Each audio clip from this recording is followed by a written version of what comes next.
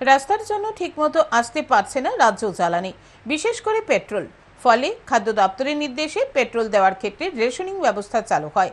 এর ফলে বিভিন্ন পেট্রোল পাম্পে দ্বিচক্র যান চালকদের ভিড় লক্ষ্য করা যায়। ঠিক একইভাবে শনিবার দুপুরে বিশালগড় পেট্রোল পাম্পে বাইক ও গাড়ি চালকদের দীর্ঘ লম্বা লাইনে লক্ষ্য করা গেছে। প্রখর রোদের তাপকে উপেক্ষা করে দীর্ঘক্ষণ লাইনে দাঁড়িয়ে চালকরা জ্বালানি তেল সংগ্রহ করছে। যান চালকদের লাইন এতটাই লম্বা ছিল, পেট্রোল পাম্প ছাড়িয়ে রাস্তা পর্যন্ত চলে এসেছিল।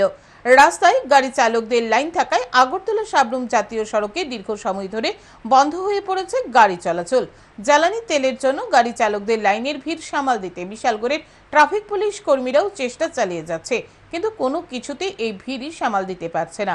যদিও জানা গেছে রবিবারের মধ্যে পরিস্থিতি স্বাভাবিক হয়ে যাবে।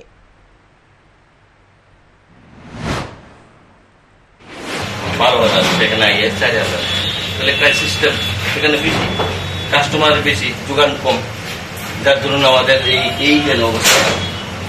এখন মেইন সমস্যাটা তো রাস্তা, কুয়াগঞ্জ তেলটা আইতেছে না মনে করি, আর যে কয়েকটা গাড়ি গুয়াহাটি যাইতেছে সেটা আইতে অনেক সময় লাগতেছে।